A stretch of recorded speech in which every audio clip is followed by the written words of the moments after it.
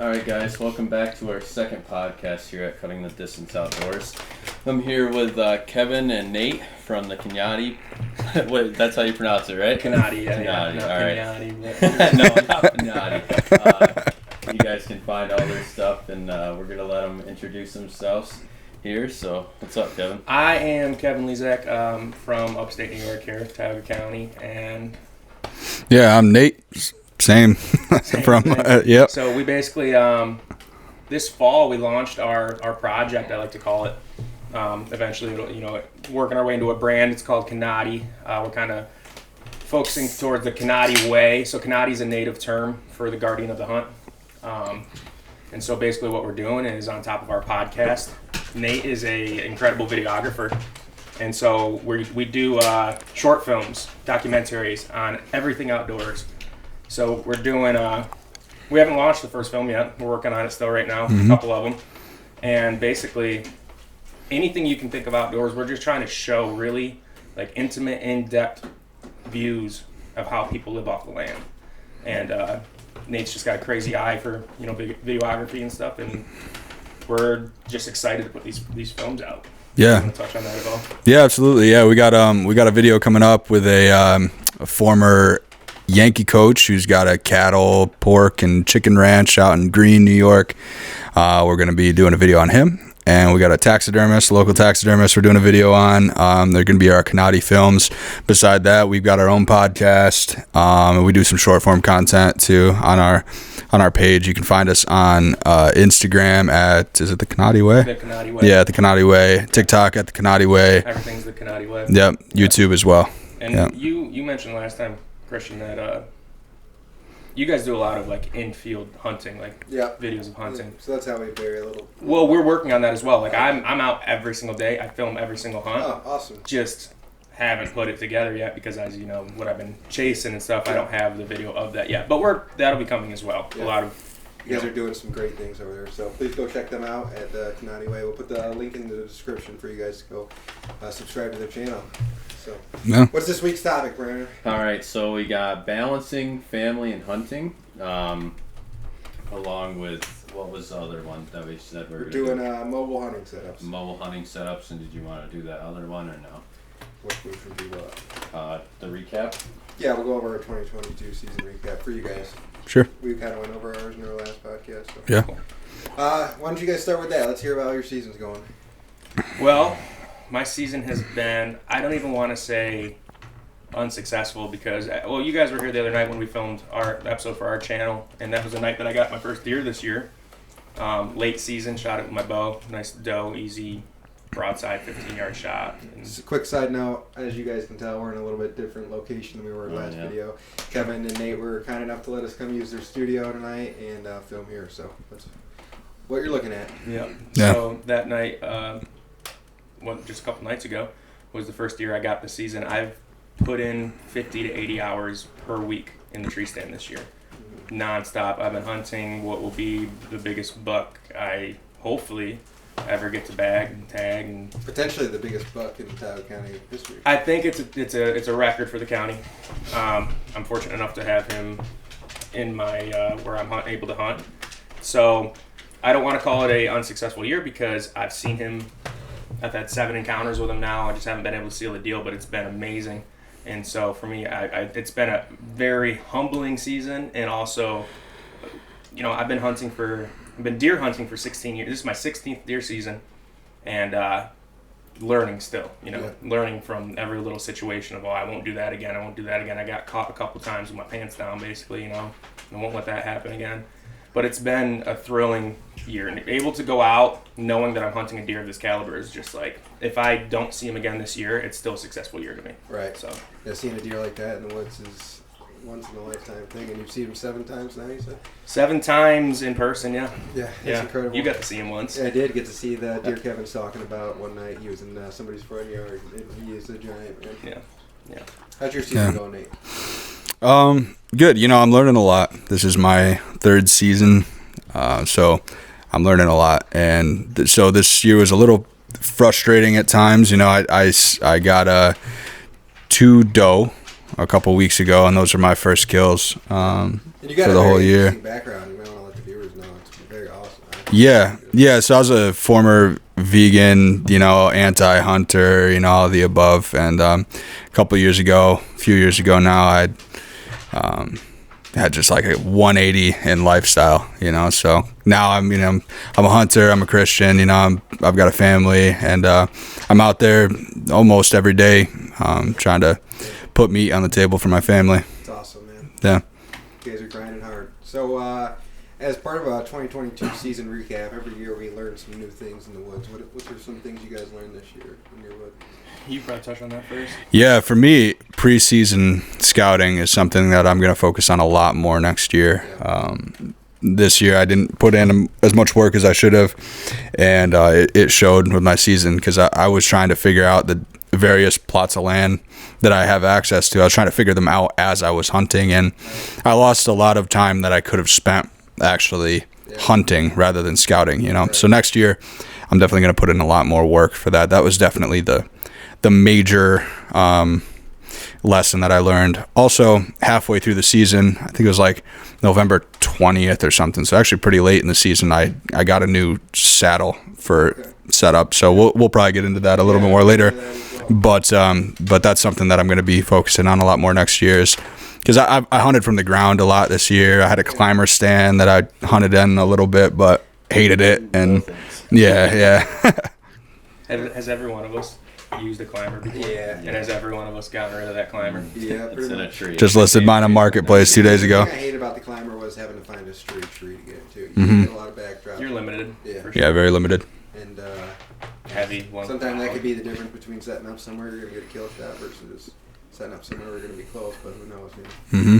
What about you, Kevin? What have you learned from this season? A lot, man. Things that, I've been fortunate to be successful with hunting. I've gotten some really good deer. I've been successful with, targeting one specific buck and getting that, but again, nothing of this caliber, and learned how intentional you truly need to be with an old deer. And I got this thing at 6.5, maybe 7.5 years old now. And every single variable you have to put into play. Having a deer, sorry to cut you off, having a deer like in that caliber around here is super rare in itself. So hunting a deer that caliber, you're using tactics that you wouldn't typically. So many things. Even it is right down to, let's try this. Drive me in, drop me off, and leave, because maybe he's seeing me come in and he knows I'm there. And so maybe we can fool him with, you drive me in, I'll go to my stand and you wait 10, 20 minutes and then walk out, get back to the car, and leave. Just things like that, trying everything, under the sun. But right down to, the hardest thing for me was days where I just had to be patient of saying, the wind is not right. I have nowhere I can hunt today because this wind is not right. And what was unfortunate for me was like the first few days of rifle season were like that too. And I made the decision this year to stick with bow. I went out with my rifle for 1 week of rifle season, but I stuck with my bow. I'm a bow hunter at heart. And that's really what I love to use. So there was just a lot of days where I was like, I can't hunt. And I'm like, I know he's out there. And on those days, he walked under my stand. Yeah. But had I been there, I could have bumped him and never saw him again. Right. So things like that, I learned a lot. Like I said, just hunting a deer of that caliber, you gotta really think of everything. And also, I've learned a lot this year. I'm really, really patterning a deer. Yep. And every time I see him on camera, I'm marking it down. I'm checking what was the moon that day, what was the temperature that day, the wind, the pressure. Just really trying to figure him out. Right. So that was pretty neat. Awesome. But, So, something you touched base on, that preseason scouting, that takes a lot of time, and hunting in general takes a lot of time, a lot of dedication, and that could be tough on family and home life, especially trying to balance work and family, and that's one of the topics I want to touch base on this week. How has that been for you guys this year, especially you chasing such a large deer and wanting to be out there 24/7? How have you balanced family and... Well, family and work and everything works funny because I just don't. Yeah. It's as simple as that. I just don't work during deer season. I try to set my schedule up for that. And I was fortunate to have some customers that were, the customer that I was working on when deer season started is also hunting this buck. Oh, yeah. And so we had an understanding of I never even had a conversation with him of hey, I'm going to come back and finish this after season. I just packed up and left. And we talk every day. Right. We exchange, notes of this, he's here, he's this, and this. And it's a really cool community of sharing like that. Which another thing I learned, do not share photos of a deer like that until that deer is dead. Yeah. And I was fortunate I didn't really send it around to many people, but there's another hunter who did, and everyone in this county's seen photos of this deer. Yep. And that was unfortunate. But yeah, so as far as work goes, not a problem. I'm very, very blessed to be self-employed, to have that, opportunity to be able to do that. Family, it's just, there's an understanding when deer season comes around. Right. It's like like you that. got a family that hunts as well. Yeah. And I'm really the only one in the family now who does hunt. My brothers are not as much into it. My dad is just an old school hunter at heart, like through and through, but his health isn't good, so he's not out there. But he's dropping me off, driving me places, and everyone in my life is very, very supportive. Just trying to be a part of it. Yeah. Still. Yeah. So. What about you? You got family? Yeah, I do. I've got a wife. I've got a baby that was just born in March, so she's 9 months old now. So that's got to be Motivating. It's not. Yeah, it's motivating. Yeah. And I structure my days to balance it well. I'm a very structured guy, so self-employed, right, with your I am. Yeah, so that's big, and I work from home. Yeah. So I see my wife and my baby all day, every day. That's awesome. So if I got to go out for a few hours in the morning, a few hours in the evening, it's less time than if I worked away from home. And are they pretty supportive? Very supportive. Yeah. They understand. My wife gets it, man. It's a mission. I'm trying to. Well, there's a lot of things I'm trying to do, but I'm trying to put meat in the freezer to feed my family, and I want to be good enough at hunting by the time, God willing, I have a son that I can pass this on to him too. So everything it's meaningful. It has purpose to it, and my wife, I'm very blessed. She stays home with my baby too. So, I got to stay at home mom. And you've always had a cool analogy too of, that you've kind of brought this to light with me of, you've always been a lot more aware of like where the world's going, and things are getting a lot more difficult. The grocery store's getting scary. Yeah. Prices are going up on stuff, and like Right. you never know what's around the corner. We just went through this huge pandemic and stuff, and people got really squirrely. Mhm. And you're like, I need to learn this. Yeah. And that's really when you started hunting too. Was right when the pandemic was hitting, and you're like, I need to have this skill. yeah, And so that's probably always in the back of your head too when you're out there. absolutely. Yeah. That's what drives me. I don't want to be dependent on other people to bring me food. I want to be able to bring that food to my own table with my own skill, with my own gun, with my own knowledge, not having to rely on this global system of bringing food to my table, because we saw what that can turn into, and grocery shelves going dry and whatnot. You got people relying on you. You got to make it happen. Yeah. And you've been hunting other things other than deer too, right? Yeah. Yep. I hunt goose. I hunt duck. We hunted bear.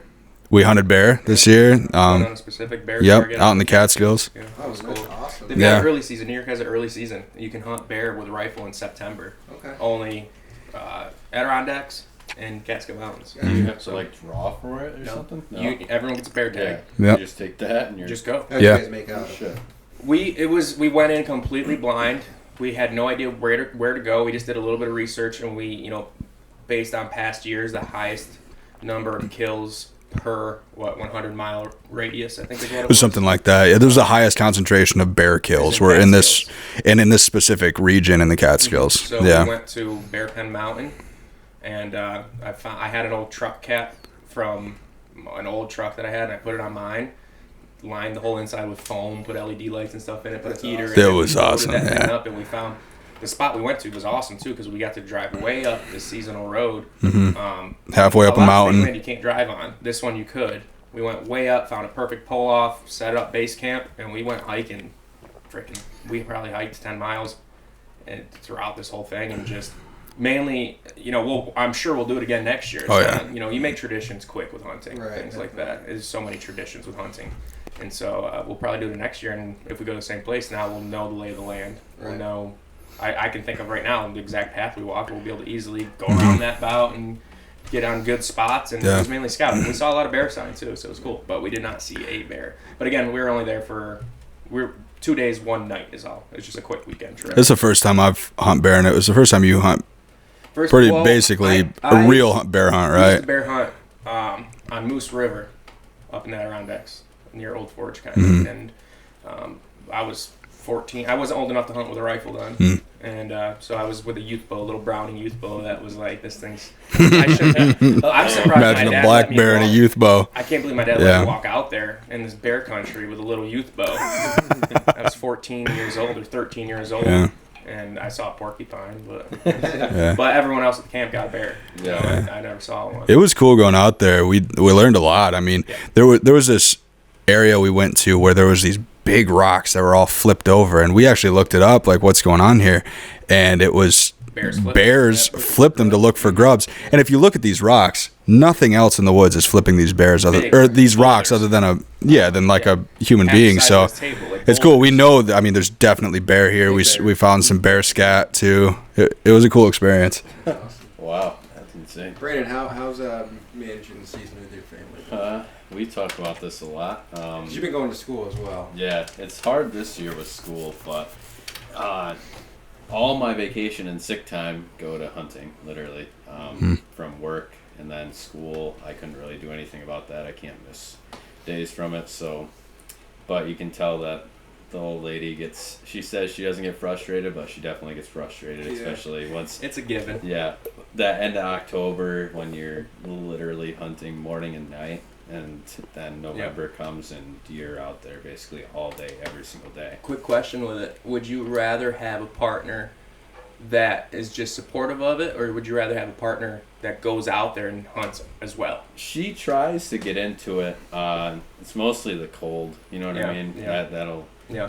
It's almost like, this is like no diss to them, but like it's almost like taking a little kid hunting. Like the cold will make them go inside very quick. Yeah. Like I was the same way. It's she was born into a hunting family, but nothing like crazy like how we were. Yeah. Other than that, it's like my whole life during the fall and the spring revolves around hunting. So, and my parents respect that. And deer season's one of those seasons that starts in July. Yeah. June. You know, you start getting cameras out there and scouting. Yeah, so picking rocks. It's a long everything. time. From a the long food plots. I think it makes girlfriends and wives and whatever crazy when they start thinking like, you're like, oh yeah, I'm dating a guy who hunts. And like, some guys just it's a lot of time. Yeah, you put it a is. lot of time. Yeah. A lot of time. This year Tough I to probably balance everything. put the most time in the stand than I ever have, and it's a lot. Like after I was just talking to you about this, it's like I don't know if I can like I love to hunt, but it's like I think I might be almost done for the year. Like a couple more hunts after one buck, and that's it. That's how you felt too after you were like, I got the doe, I'm good. And you're like, I'm done. Yeah. I am done. Yeah, I've got other things to do. I mean, I love hunting, but I do have other things to do. Yeah. I spent a lot of time in the woods this A year. lot sometimes. Yeah. Mentally Yeah. too. That kind of brings us into our other topic, that mid-season frustration. Yeah. And, well, how about you with managing with your family? well, I'm lucky I've got a girlfriend that supports my habits. Just gotta buy her flowers and Yeah, chocolate. yeah, exactly. I bought her some flowers and chocolate this year. Let her know. And it paid off. That's the night you shot that It buck, is. right? Same night I went out there and I shot my buck in the early season. There you go. Karma. Yep. Good karma. Yeah. But yeah, no, I'm lucky. She's very supportive of me and my habits. But it can be tough sometimes, you know. I spend a lot of time in the woods. And Mm-hmm. you got to make time for everything, and balancing that can be a juggling act for sure. It's I do have two siblings. They don't hunt. No. No. And you said your grandpa is who got you into My uncle. Your uncle. My uncle got me into hunting. You know, it feels like everybody has those arguments with their significant others. Like, Oh yeah, 100%. you know, about hunting. My uncle used to get into terrible fights with my aunt about how much time he was spending in the woods. My aunt used to feel like she's alone all the time. My girlfriend feels the same way sometimes, but I think a lot of girlfriends like it though. They're like, yeah. I get to just be alone. Get That's some time what to I go was gonna shopping. say. I Yeah, feel do your like- own thing. Once you get older, I feel like once we get older, They love it. Yeah. Yeah. Go ahead. Go, See you get later. out there, yeah. Yeah. Give me the house alone. I think it's understanding it's a whole lifestyle though too. It I mean, Something that lasts it's all not just a years. hobby. It's not just a thing you do. There's purpose in it. You know, and for me, I've got a big garden. I've got chickens too, and it's a whole. There's a mission with it. Right. It's like how I want to be self-sustaining. I want to provide food for my own family. So, as long as there's a good reason why, I think it's justifiable to spend that time. Yeah. But there's a difference between people who hunt and people who hunt. Yeah. Oh, you're Like, there's guys that go out 100% right. opening day hunters, you know. Yeah. There's there's the weekend hunters, And but they then live there's for that. then there's the people that are like, if you invite me to your wedding during deer season, I will not be there. Yeah, we both had Yeah. weddings this year. I actually had a wedding opening day of rifle season, and I was almost late because I still went out. Yeah. You know, for a few hours. I'm like, I gotta be out there. We went to Florida for Tyler Kittle's wedding, Yep. and it was the first week in November.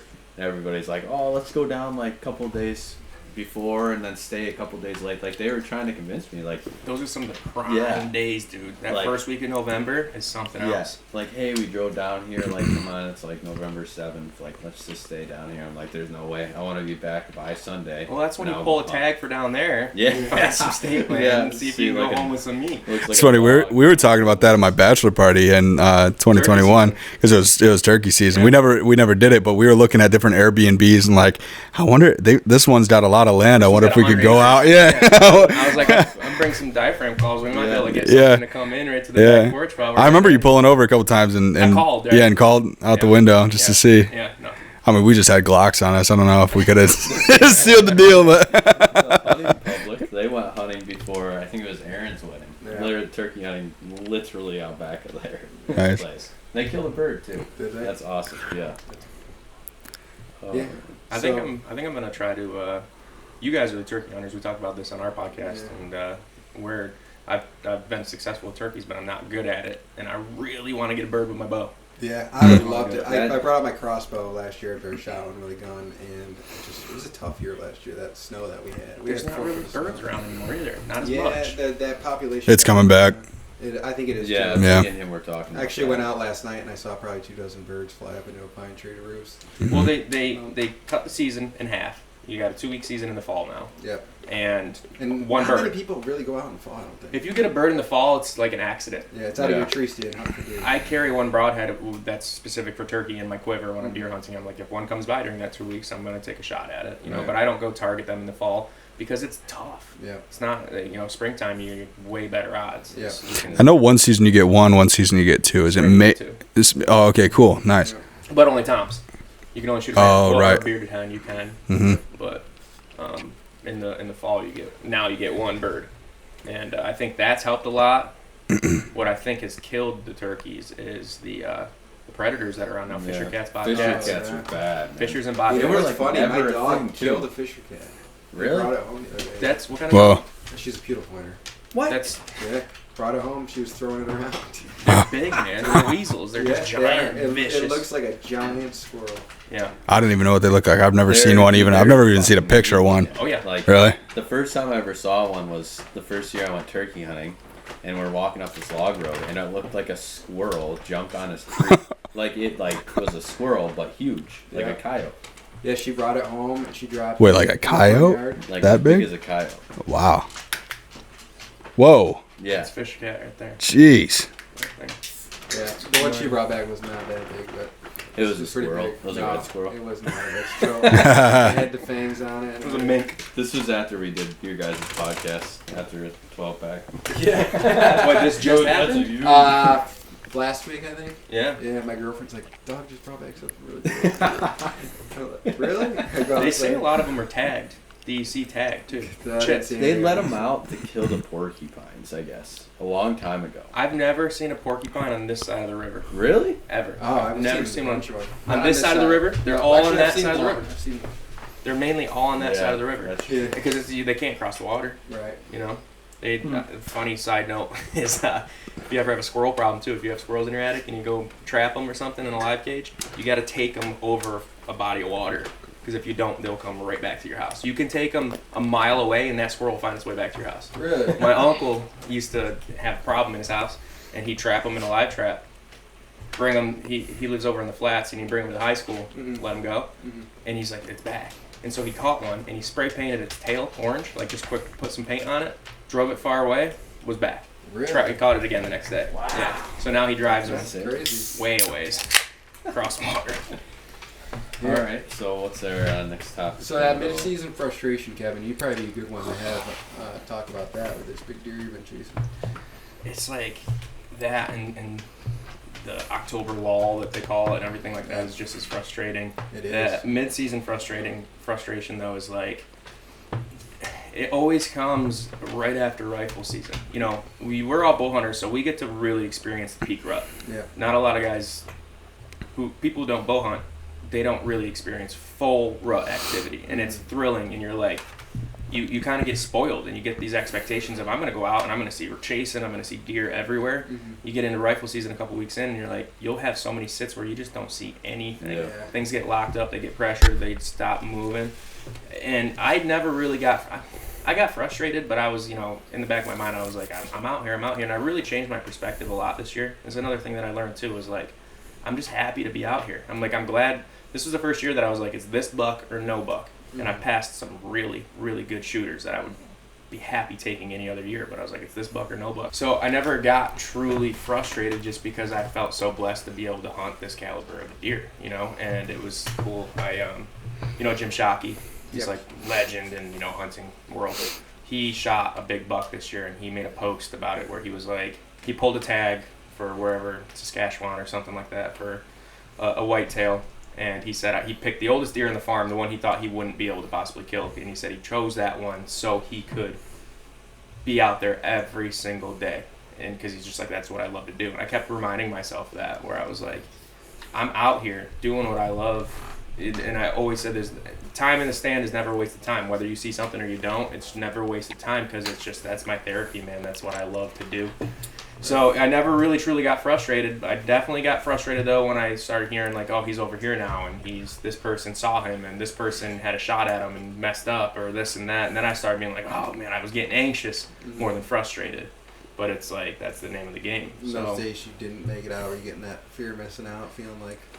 That was the hardest part for me, was like, the wind's off this day, I can't be in there, and then getting my phone going, and I'm opening my my cell cams, and it's him under my stand. I was like, if I was there, I would have had an 8-yard shot. And again, if I was there, he probably wouldn't have done that path, because the wind, he would have bumped. Right. But I would say where I did get frustrated was, I usually shoot 4 deer a year, and that's the main source of my diet. I'm mainly venison, and so this is the first year that I'm like, my freezers are empty.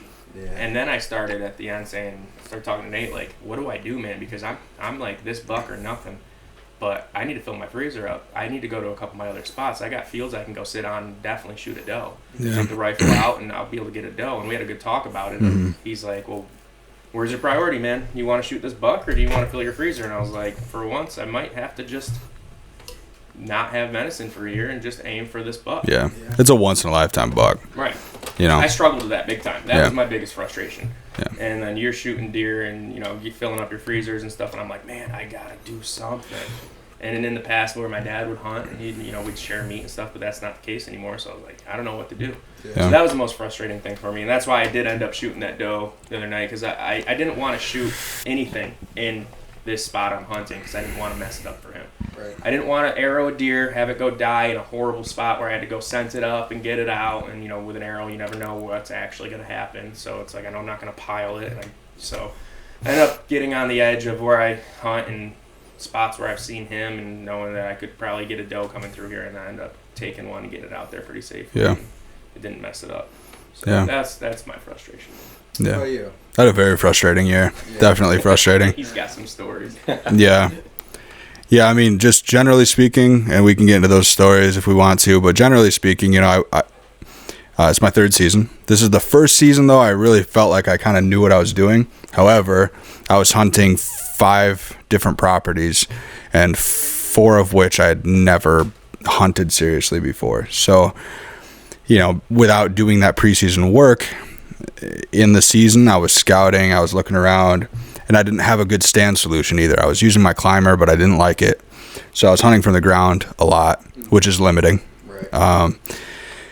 So, I had a couple, unsuccessful hunts, close calls early on in the season, and halfway through the season, I got a saddle finally, and it was a good solution to getting up in a tree. But then I was like, it's my first time with a saddle. And I'm using ropes to get up in the tree too, rather than sticks, which we can get into a little bit more later. No, ropes. Just no sticking. Really? Just ropes, yeah. Yeah, we'll talk about it. Stay tuned. No. But I was learning how to do that. I was finding different trees to be able to set up with that. And so there was just a lot of like 1 step forward, 2 step back kind of things. And then when I finally got a rhythm down, I was into that kind of lull portion of the season where I get out there and I'm like, man, I'm doing everything right. I don't think I could be any quieter. I don't think I could play the wind any better. I don't think I could have a better tree, and I'm not seeing anything. And so, I finally got a couple doe, and it was good because I was getting worried. I started the season with 4 tags, and then November 1st came. I got a couple other DMP tags, a total of 6 tags, and I had every intention of filling all of them. I wanted to, and I filled 2. Which is great. I've got some meat, and that's my primary driver with hunting is the meat.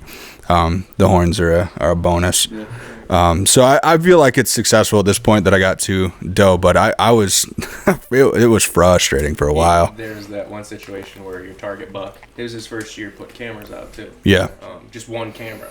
Yeah, just one camera. And he got a really nice buck on it. Cell camera? Or? Mm-mm. Just a normal one, yeah. And he had a nice buck on camera. He's like, I'm going to try to go after this buck. And he had it in front of him one day, and he was texting me, like, what do I do? He bedded down like 60 yards from me. Yeah. Go stalk him. And it was a situation where he could. He ends up stalking this buck. And he said, I'm 20 yards from it now. What do I do? It's in goldenrod. Okay, so from the first text to 20 yards away was an hour and a half. Yeah. Oh, wow. I crawled on my belly through goldenrod for an hour and a half, and it was 60, maybe 80 yards away. And I was going that slow, man. And I thought I saw him bed down, and in retrospect, maybe he bedded down, maybe he didn't. But by the time I got in range, I texted him, and I'm like, what do I do, man? I think he's right there, but I don't see him. I didn't know exactly what to do.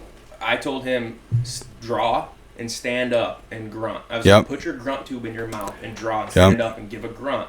And he'll probably get out of his bed and stand up and look at you, and you'll get a shot. Tried it, nothing happened.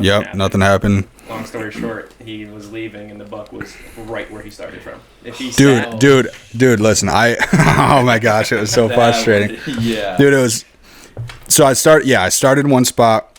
It was 2 hours total from there to the end of it. And I like you said, I stood up, I grunted, nothing happened, did it again, nothing happened.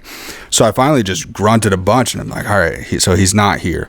So I walked right up to where I thought I saw him bed, and I'm like, all right, he's definitely not here. So I walked around a little bit, blah, blah, blah. I was like, there's 10 minutes left of shooting light. I'm just going to walk back. I left my backpack where I started. I took like 4 steps in the field. There's the buck. 5 yards away from where I was posted up originally. Wow. He saw me and went running off into the sunset, and that's the last time I ever saw him. Nice buck too. I was pissed. Oh, he was nice. Yeah, beautiful buck. Oh man. Yeah. Yeah, I didn't expect that story. That was awesome. You had some encounters. Opening day with your father-in-law. Yep, there was opening day. It was my father-in-law's first time ever hunting deer. He was really excited for it. There was thrilled. He was texting me like, I can't sleep at night. He's like, I'm just dreaming about deer, man. I remember opening day was cold this year too. Yeah. It was cold. And he was out there. His father-in-law just shivering to the bones, but just with a smile on his face, like, oh yeah, he loved it. We sat all day opening day, but we. I really put in the legwork and scouted the perfect location. It was where there was multiple trail crossings. I know there's deer there. There's this cool little I think a backhoe must have did it back in the day because it's just like scooped out dirt. And so we were able to sit on little tripod stools in this kind of alcove where the top of the dirt is like shoulder or chin level. It was perfect. It's like a little like a foxhole, So there was a buck, beautiful buck I saw 2 days before opening season, and I was considering hunting there with Bo the last couple of days of early season. I was like, no, I'm not going to hunt it because I hope my father-in-law gets it. So we get out there. I think shooting light was right at 6 o'clock. We got out there at 5, and we sat for an entire hour, perfectly quiet. We're in a great spot. 6 o'clock comes, I point at my watch. I'm like, hey, it's go time, man. And he's like, like a little kid on Christmas Day, man. He's so excited. I'm hearing some deer up in the woods, like crunching sticks and stuff. I'm like, all right, it's go time. And 5 minutes after shooting light, I hear, leaves crunching. Dude, frosty leaves. Dude, I turn around. This is land that I've got permission to hunt. It's not my own land. I turn around, and he told me no one else hunts there. So I turn around. There's these 2 young guys. I'm like, what? So I got up and I walked over to him, like, what are you guys doing, man? And he's like, well, we're coming to hunt over there. I'm like, well, look, I can't tell you, no, it's not my land, but the time to come stomping through the woods was an hour ago, dude. Right. It's go time. What are you doing? Yeah. And he's like, well, we're just going to go over there. I was like, look, again, I can't tell you no, but there's got to be a plan B here, right? And he's like, yeah, we're just going to go over there. I'm like, so he took like 10 steps that way. He talked to his buddy, and then they split up and went on either side of us. Like 50 yards in either direction. And there's, right, it's just, right. They're boxing us in because there's a trail that goes, and they know it. There's a trail that goes right there, and they're on the left side and the right side. So if anything comes, they're going to get it first. So we sat there for an hour or two, and I'm like, whatever, let's just get out of here. We went and got breakfast. And when we came back out, we went to the same plot of land, but on the other side. And then once we got over there, we were set up in a spot you could see us from the road. And there's some neighbors that don't like us up there. So they drove a truck through the field on the neighboring property, honking their horn and crazy, just messed up the whole day. It sucks, man. It sucks. Because he's, like you said, he's new to hunting. Right. It's yeah. a bad experience. It's just that to someone, I would understand if you were just like, let me just go to the store and buy a steak. You know, that deters someone from wanting to go out there. Yeah. And from waking up early and from putting in the time and scouting, he's like, what did I do all this for? And it's just ruined by other people who are just being, inconsiderate. Yeah, that's it. Yeah, you can't control that. And then I had another rut-in with that neighboring land on another hunt, too. I missed a doe up in the woods, and he came up saying, oh, I got some calls saying, somebody shot laid up here. And I was like, yeah, I think I missed a doe. And he's like, we don't shoot doe up on this hill. And I'm like, we? Yeah. It sounds like me too. Like, what do you mean we? He's like, yeah, we don't shoot doe up in this hill. I'm like, all right, man, well, I do. Right. And then they started, I don't know, giving me all kinds of problems and future hunts too. So it was a very frustrating season. Yeah. That's tough. That is frustrating. Yeah. Well, it's funny, this year I was hunting on one new spot, and I came out to my truck after the hunt. And I always know it's going to be good when Brandon does it. It's funny. I see a letter on under my windshield wipers. I'm like, what the hell? A letter, you said? Yeah. Oh, boy. Paper. So I pull the paper out, and it says, get the hell off my land, you trespassing piece of shit. I'm like, wow. Like, people are crazy.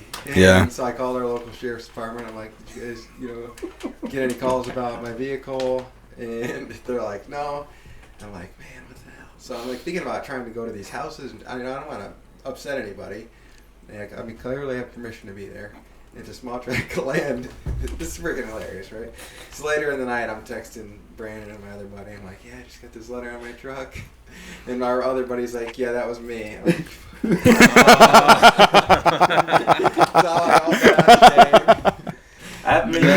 That's good. I had to keep that in mind. I've learned this for sure this year too, is like deer hunting. I've always known this. I was texting the landowner too. Yeah. I contacted everybody. Nothing. Deer hunting brings out the absolute worst. Yeah. It really does. And for as much as I like hunting, I don't really like hunters. Y'all are cool. But like I've had some run-ins with people. It's like, damn, over some deer. What the hell? It's usually not the avid like bow hunters. I hate to like it's the first opening day. Everything changes too. I've learned this year when you've got a giant buck, all bets are off. People will do anything they can. I have best friends that I trust with all my heart that I'm showing like photos of this buck to, and they're like, listen, if you send me one more picture of that buck, I'm offering the landowner $100,000 to have sole permission for that property. It's like, yeah, block them. You're done. Like people are nuts, and that's like right down to, I don't know if we can say this, but I'm going to say it anyway. The people that he's hunting bordering property of are like, we're under the suspicion that they're like posting land that's not even theirs because we think that they know that that's the hot spot of this property. Yeah. And we think they're stealing a couple 100 yards of property line. Yeah. Because you look at Hunt Stand and the property lines are in one spot, but then their posting spot, their posted signs are way off. And last year was the first season that I hunted there, and I even checked with. There's a father and a son there, and I checked with the father. I was like, so this is what the land shows. Is the property lines right by that field there? He's like, yeah, right there somewhere. But then I killed a buck over in that area, and they're like, you're over the property line. Hooting and hollering down, yelling, and yeah. I was there. I had to tell the guy to put the gun down. I'm like, you need to calm down, dude. Yeah, he was ready to fight me. He's like, I'll fucking knock you out. Oh yeah, it was rough. Wow. It was a bad situation. Nate was like, Kev, just like calm down, go sit in the truck, and that Hardy song, you know, I'm waiting in the truck. But I was yelling at this guy back because I'm proud of my buddy who just shot his first rifle buck ever, right? Yeah. Second year ever hunting. I'm just like, he texted me, he's like, big buck down, and I was hunting right over the hill, 10 minutes away, and I got there in 3 minutes, like from my. Yeah, he drove like 90 miles an hour to come. Instantly. Yeah. And by the time I get there, like these guys are yelling at him and stuff, and I'm like, "Who Yeah. the hell are you?" Like, and then he even offered him the deer. I did. So let me just tell this story real quick. So there's this plot of land, and like I said, they tell me their property land, and the property line is at the field, and the tax map shows at the field. So I don't ever think twice about it. So I go up from the road into this section of land, and I hunted up there quite a bit. One day I hunted just behind some logs, and sure enough, some deer run through. I shoot this buck down, and I go up, pile them, dude. It was a perfect shot. I didn't go 20, and I went up. Really. And so I went up there, and I'm getting ready to. I'm just stoked, man. This is my first ever rifle buck, and he was a good buck too. Really good buck. So yeah, I get up to the buck, and then I look over to my left, and here comes these 4 hunters come stomping through the woods, and he's starting to yell at me, "What the hell? You want to hunt? Go hunt public land. What are you doing up here? Blah blah blah." All this crazy. Did you shoot a buck? And you're like, "Yeah, I did." Yeah, exactly. Yeah, yeah. I was all excited. I had no idea there was any problems, and so I thought they were coming over to say congratulations. Like, I don't know, and he's like, it finally came out, like, you're over the property line. I'm like, what are you talking about? And he's like, you're on our property. And so I said, not on the borders, where's the posted signs? And he points to a tree, and it's like 10 yards away. And he's like, the property line's right there. And I look at the tree, there's the posted sign.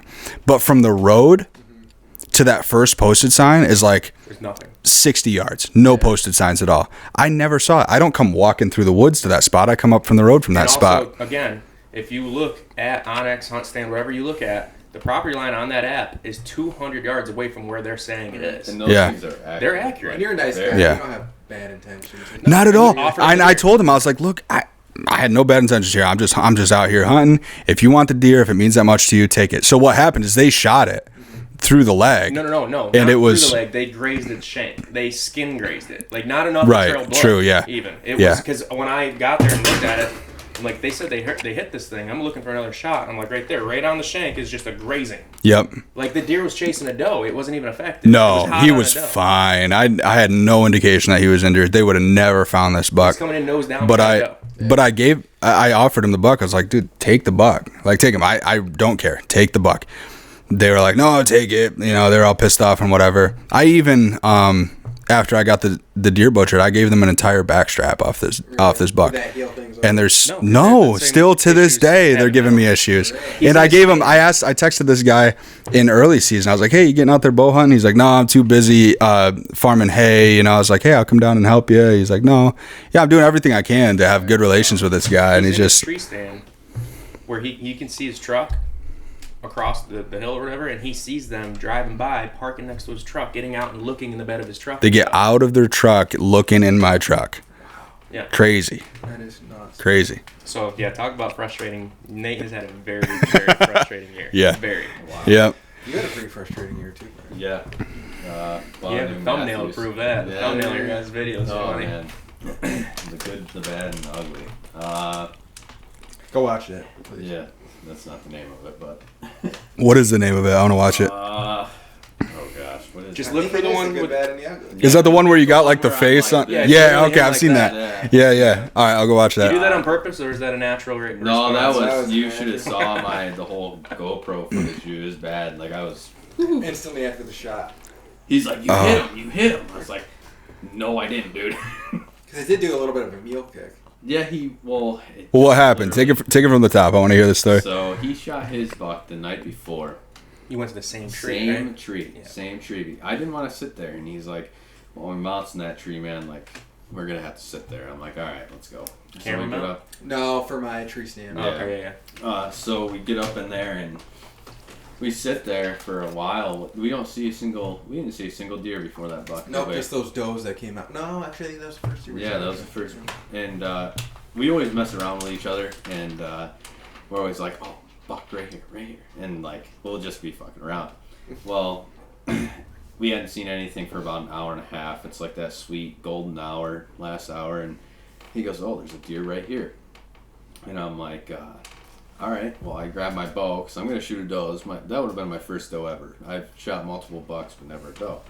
So, and then I see horns, and I haven't shot a buck in 4 years. And it's because I've been holding off for like this giant buck, and it just hasn't happened. So now I'm like, I want the meat, like I'm going to shoot a nice 2.5-year-old if it happens. And he steps out, he's 30 yards away, brand new bow. I'm sitting there. Draw back on him. I was like, you on him. He was ranging him for me. New bow, new sight. Never have used a single pin sight before. Has like a little tightener that you could pull the sight all the way off. And it's so that it will, like, if you pull your bow back, look through your peep so that you can see the full ring. And long story short, he walks out 30 yards away. I moved my sight. I didn't move my sight. I just held high, and I was not, like, target practice, I was good. Just hunting situations with a single pipe pin sight was not good. And you know what I think is really good for that? I shoot single pin as well. Yeah. And I'll shoot 50 arrows a day in the off season. I do leagues in the winter. I'll go set up a 40-yard target, and I'll set my pin at 20. Yeah, and shoot like. And I'll see where I need to be to hit 40, and also like I'll look at the pin and be like, okay, where the pin is at the base. Yeah. I need to put the base on it if it's at 40. Okay. Or something like that, you know. Yeah. So like set up, because the hard thing about single pin is when I get in the stand, I'll range all sorts of things and be like, okay, the deer's most likely going to come in here, but it's always, people don't like single pin because they're like, I don't want to have to do that while there's deer coming in. Yep. We'll just think ahead. Be like, I'm going to assume he's going to be at 20, but if he's at 40 or if he's at 30 or 35, so it gives you a little more of an edge. Put that practice in. So just set at 40, shoot at 20, put a 20, target, and put your pin at 50 and be like, what do I need to do? I need to shoot way under now, and like just do all different variables like that is huge. Yeah.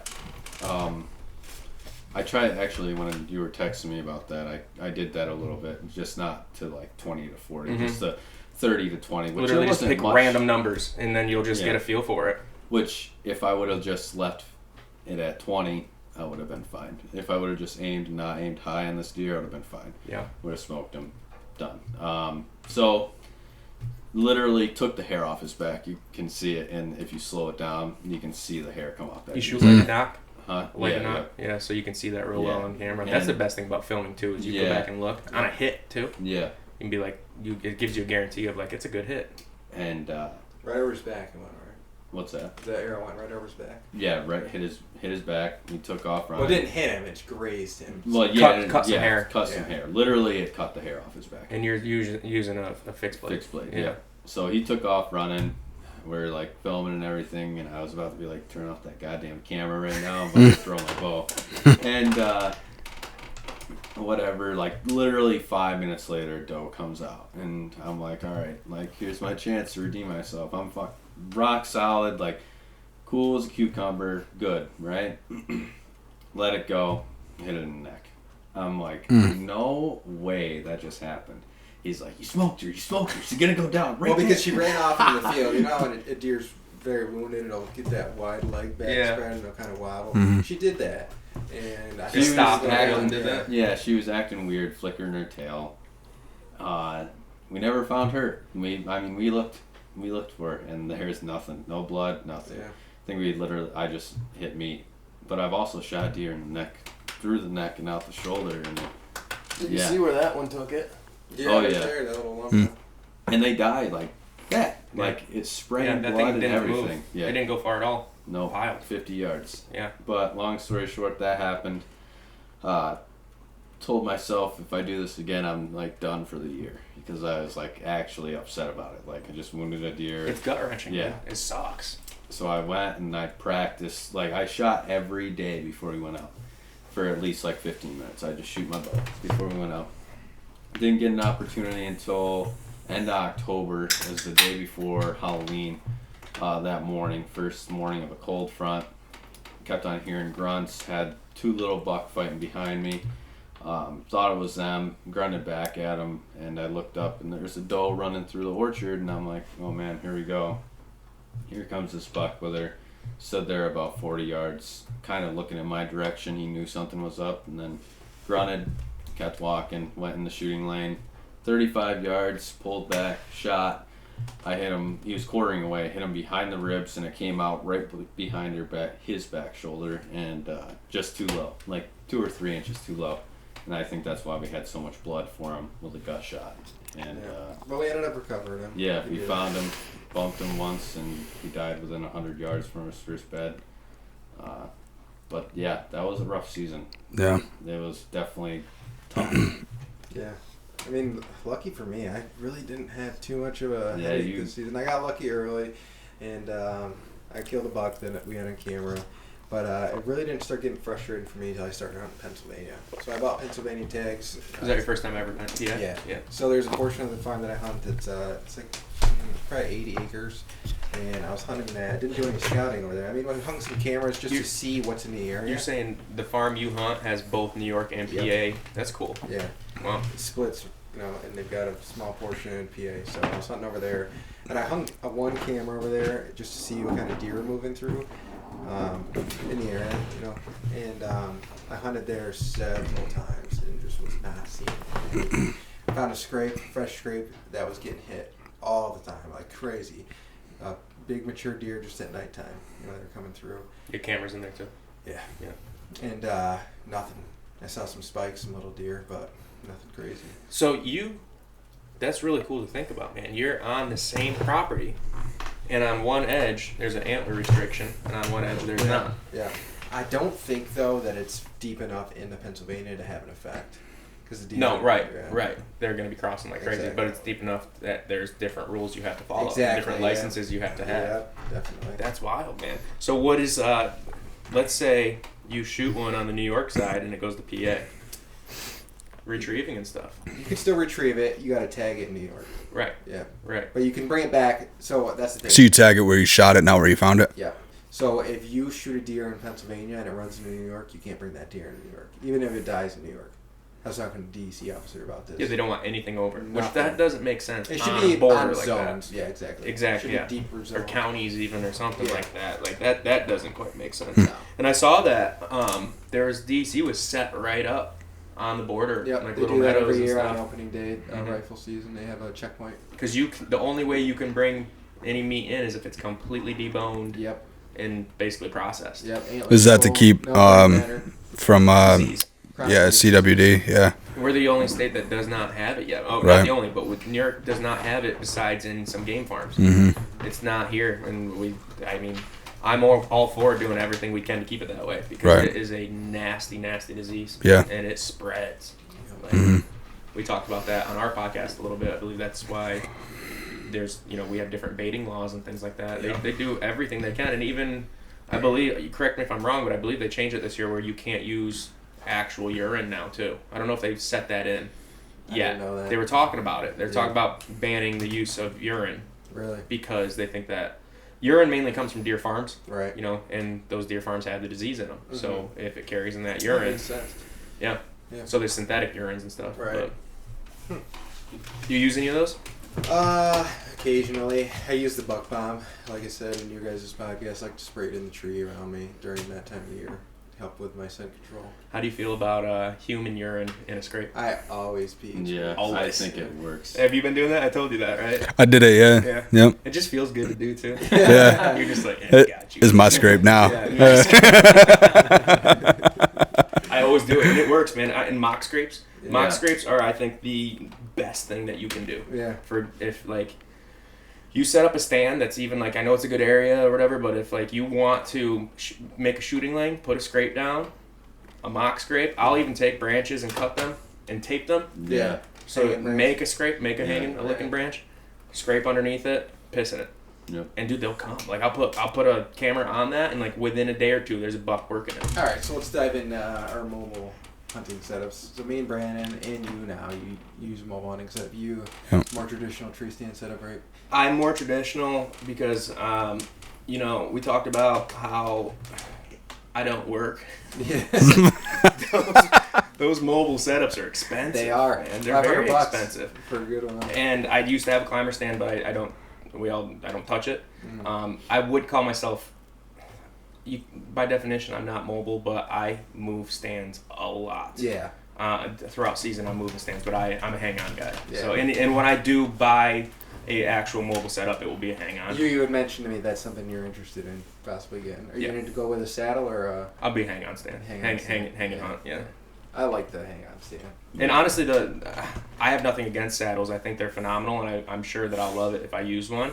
I want to do a hang and hunt set because Nate's saddle, and I want to have that divide, right? So we can show both. That's really the only reason why. Yeah. Otherwise, I don't think that there's a huge difference between the two. But also, 16 years of deer hunting, I've always been in a tree stand, and I think that I'm comfortable in a tree stand too. Yeah, so it's I agree. I won't have to learn again. Exactly. Mm-hmm. What about you? How do you like your saddle? I like it. So I've had half a season with one, but What saddle did you get?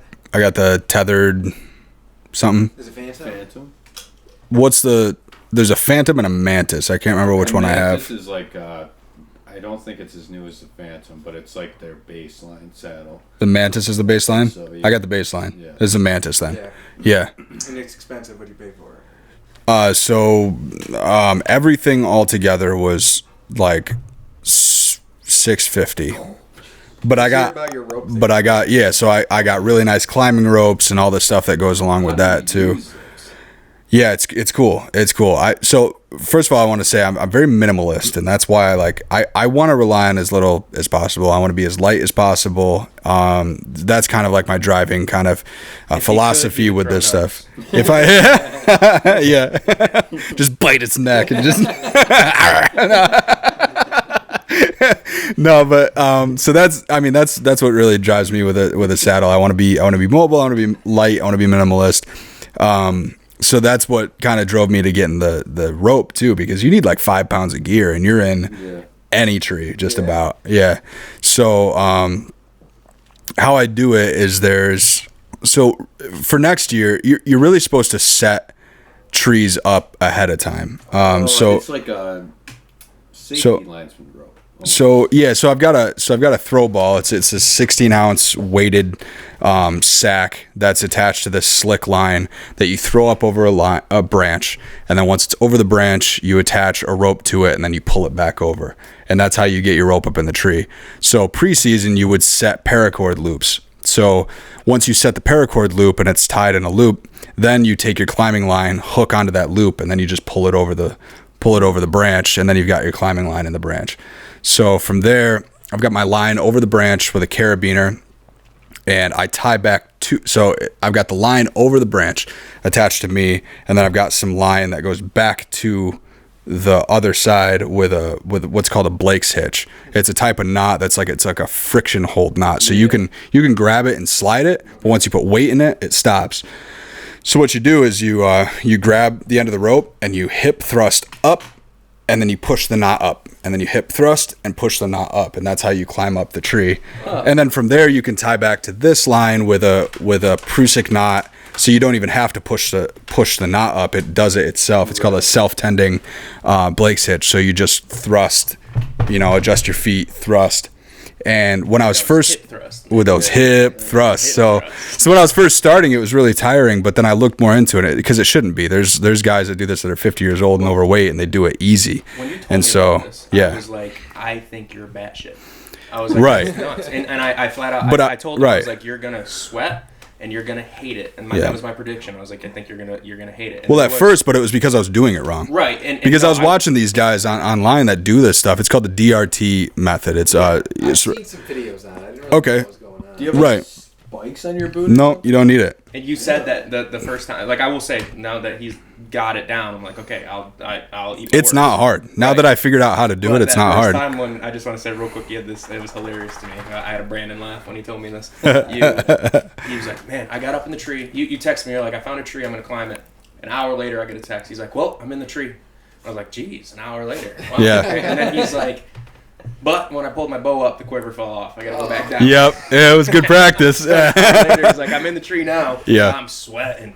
Yeah. I was like, I knew it. But then you figured it out. So how No. do you your platform? Do you have a platform? Yeah, so there's a little foot platform, and you don't absolutely need it. You could find trees that just have a nice branch you can put your feet on, but yeah, you can have it. It's really light. I got that from Tethered as well, and so it's basically like a hang-on stand, right? So there's just a strap that goes on.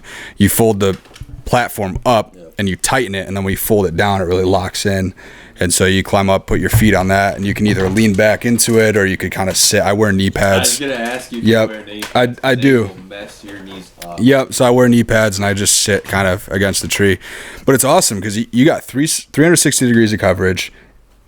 I mean, that alone is great. And what I like about it too is I like that I've got the tree in between me and my shooting lane, that's like my biggest- because I had a couple. They were unsuccessful hunts, not because they were unsuccessful. They were deer that I wouldn't have shot anyways, but I practiced, and it was cool because the deer was. I had the tree between me and the deer, so he didn't know I was there, and I could do whatever I wanted back here, and he had no idea, and I could follow him around, and you got 360 degrees of coverage. It's That's awesome. definitely better. And you being a hang-on stand guy too is like, I shoot right-handed. Shooting a deer on my right side it's definitely tricky. It's a little bit hard. You gotta reach over It's tough even with a saddle though. I will say, like we were talking about it, like it's so like you really have to be set up right with a saddle to be able to like get swung all the way around. Like, do you wrap the rope around your shoulder? And go No, like I've seen that, but I don't do it that way. I think it's too much Just movement. lean back like this almost. I'm trying to think. I'd be hard to explain, but I don't do that. I'll say that. I can. So you definitely have a strong side and a weak side, Yeah. right? But so with this side, if I'm in the tree, I've got to like 1 o'clock Yeah. this way, back to like, I don't know, maybe like 6 o'clock. But I can swing around. I can adjust myself and get back to maybe 7, and then from there I can actually get around the other side of the tree. So I actually go around the other side rather than like doing that thing where you wrap your rope around. you kind of like get your foot. I don't know. It's hard to explain, but you get around the other side of the tree. Yeah. Mine is I keep my my tether very tight, like Mm-hmm. up there, and that's why I want to get a different saddles because I want that bridge adjustment. Mm. So where I don't have to put my tether so tight, so where you can move more. Mm-hmm. But I just have the Hawk saddle, and I bought it because I was like, I'm not spending $600 on something. It's a good beginner saddle. Yeah, And great. to give you the feel of what a saddle's going to be Yeah. like, even if you eventually upgrade, it's a great starter. Yeah, I think it's an awesome saddle. I mean, everybody. Basically, it's an over-the-counter saddle. Yeah. You can get it any hardware, any It's like the only one you can get on Amazon, right? Yeah, well, Yeah. Dick's. Oh, Dick's too. Yeah. Latitude saddles. That's Oh. what I want to get next is Yep. Latitude, and they're sweet. They're really cool. A lot of adjustable stuff, and they just seem much more comfortable. Do you use the back band or no? I don't, but I'd like to. I tried it once, and it's like very like constricting. Oh, is almost. it? Yeah. Yeah. I'll say as well too, aside from being a hanging hunt guy, and you said you like being a minimalist, I'm a huge ground hunter too. Yeah. Every trophy buck I've got, all these were ground hunts, Yeah. all from the ground. There's nothing better to me than going out and hunting from the ground, and especially in the rut, and rattling from the ground. Yeah. Dude, rattling and having a buck charge you is insane. Right. And just putting a good rattle on it inside a thick brush or bush, Yeah. and having a deer come in, not knowing you're there, and then pulling back on it, and bow hunting from the ground is freaking awesome. Yeah, it is. It's hard though. It is hard. And the only reason I haven't hunted from the ground much this year is just because I was like, I gotta get my scent out of here. I gotta be up in the air. Right. Yeah, so I do the hang on, but I hang a lot of morning stands, just regular thick stands that stay there in the tree all year long, and I bring my sticks in every time. So I hang sticks every time, but in the morning I usually try to go to a stand that I have hung already, so I'm not messing around with it. I think next year I'm gonna switch to a saddle though. I think I'm gonna go with the cruiser saddle. That's a good Yeah, one too. that's- Yep. Do you use XOP right now? Yeah. Yeah. So I've got an XOP hang on with a bracket. I was gonna say your hang-on system is sweet though, because it's like you're not trying to hold up the stand. It's literally you hang the bracket, you grab the stand, and put the stand in the bracket. You're good. Nice. That art exists, huh? Yeah. So, Damn. the reason I am switching to a saddle most likely is because Trophy Line makes a platform. It's called a Mission, and it's such a big platform that you can stand on it. So it's like It's both. hybrid. Yeah, exactly. Yeah. So you can stand and shoot, which I like to do. I don't want to be hanging back when I'm shooting, which just don't like the idea of it. And I can just hang out there and relax. Also, I think saddle probably more comfortable. Us bringing in so much stuff to film. Exactly. We got That's a lot of another equipment. thing. A lot This of year, stuff. my setup, I tried to lighten it by getting rid of a stick, making some custom aiders, and they're very enticing, but I love them. They're death wish waiting to happen for Now an aider is just so like you hang your first stick up high and it's something that you don't have to get your leg up to it. It helps. So kinda it's hook it to essentially that. another step. Right. Yeah. It's like rope or something. It's a cable. Gotcha. So I put a Super bolt cool. through Like it. a ladder. I drilled a hole in it, put a bolt through with some washers, and I made little custom aiders. I love it. They hate it, but it works. I lost a Haters gonna stick. hate. Exactly. No. But I think next year, I think I'm gonna go with tethered one sticks. Try to lighten my load since I got all the camera gear now. We're all fortunate too that none of us really hunt public land. No, yeah. If we Yeah. did, I bet you we'd all be saddled. Exactly. You know, we're not walking miles into a tree. We'll probably walk 300 yards, 200 yards. If you're hunting public land and you want to kill a good buck, you gotta go Yeah, exactly. Yep. way in there. And Kudos to those guys though, like the hunting public, like those guys are good. Like Yeah. they're awesome hunters. Like that's what I strive to be like. Actually, I strive to be like Zach, like that ground, like just like goofy dude. Is that why you've been growing your hair out? Yeah. No, he's super good though, man. Yeah. They know Yeah. what they're doing. They're almost too good. They almost give an expectation Yeah. to new hunters of like a hunter who's gonna go in and do what they do. Like you know how they'll spot and stalk, and they're successful at it. Yeah. And the new hunter's not gonna be. You might be successful, but most likely not. Like they do some things that when they pull it off, it's just like that's not that realistic. Yeah. They've got a lot of years of practice under that too. Yeah. You know.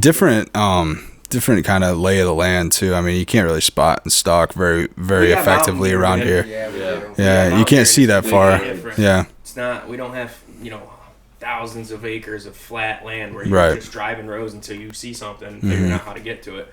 We got mountain deer and they act completely different, They do. There's so many places for them to hide. and it's not just one direction wind. And you got to worry about thermals. You got to worry about all sorts of stuff here. Yeah. It's completely different. Thermals are an awesome topic. Like I could talk about that forever because I love them. Yeah. Like I love hunting ridges. Like the ridge that I found this year is like, I think I'll probably sit there most of the rut next year just because it's like perfect. Getting there in the morning, and it'll be pulling up, and they'll be coming from the bottom, and it'll be perfect. Awesome. Well, I think that's a good place to end there. Yeah. Yes, sir. That's awesome. Thanks, you guys, again for watching, tuning into our second episode. Please go like and subscribe to these guys' channel, The Kanati Way. The Kanati way. Yep, we'll tag that in our description. So thanks for tuning in, and we'll see you next week.